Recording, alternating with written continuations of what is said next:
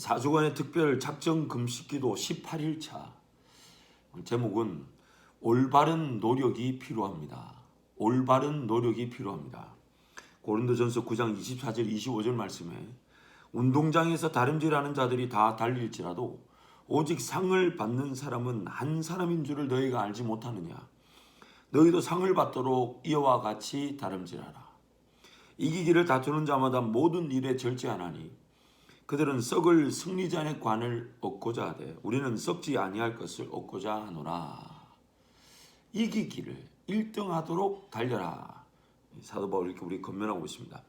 달라스 윌라드라는 유명한 신학자가 이런 말을 했어요. 하나님의 은혜는 노력이 아니라 노력으로 얻어내는 것에 반대한다. 하나님의 은혜는 노력이 아니라 노력으로 뭔가 얻어내는 것을 반대한다. 즉 올바른 노력을 오히려 권면하고 있죠. 그래서 성령 하나님께서 잘못된 노력에서 올바른 노력으로 우리의 삶의 자세를 방향을 전환시켜 주시는 은혜를 우리에게 베풀어 주시는 것입니다. 마치 이런 거죠. 모세가 하나님 나라 영광을 위해 살아야 한다는 사명을 모르지 않았어요. 히브리서 말씀에 따르면, 또한 사도행전 7장의 스데반의 설교에 따르면 모세는 분명히 유태인 이스라엘 민족이라는 걸 알고 있었고 또한 자기 백성을 돌볼 마음이 있었다고 성경에 말합니다. 그래서 그 이스라엘 백성을 괴롭힌 애굽의 군사를 쳐 죽였지만 그 방법, 그 열정, 잘못된 노력, 그것이 오히려 모세를 도망자로 만들어서 40년 동안 광야에서 시간을 보내겠죠. 그리고 40년 뒤에 하나님께서 모세를 찾아오셨을 때는 모세는 정말 할 수 없다라는 그 고백 진심이었을 겁니다. 해봤고 안 된다는 걸 알았어요. 실패했어요.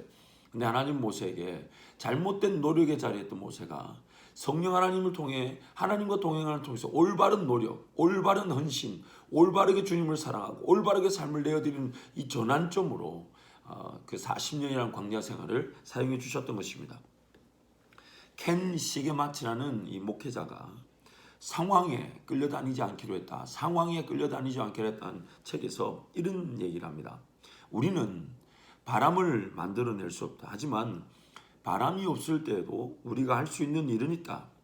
언제라도 바람이 불면 원활하게 나아갈 수 있도록 돛을 정돈하고 키를 조정하는 것이다.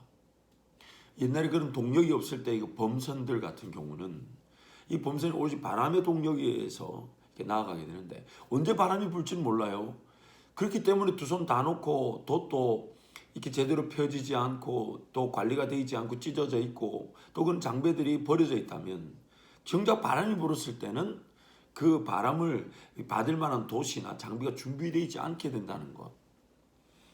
그래서 오늘 우리 신앙의 능력은 성령 하나님과의 동행을 통해 성령의 음성을 들을 줄 아는 민감함과 그 음성에 따라 나부터 순종하며 헌신하는 것이 바로 성령의 은혜입니다.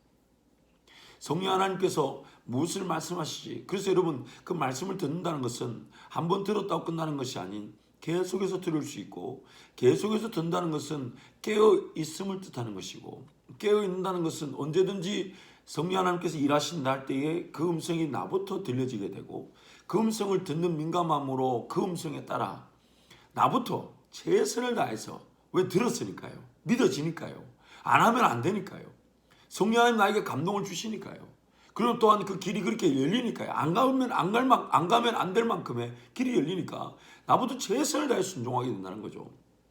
그래서 사도 바울은 그냥 다른 질만 하려고 하지 말고 전력 질주해서 1등 할 것처럼 최선의 다름질을 하라라고 우리에게 권면하는 것입니다.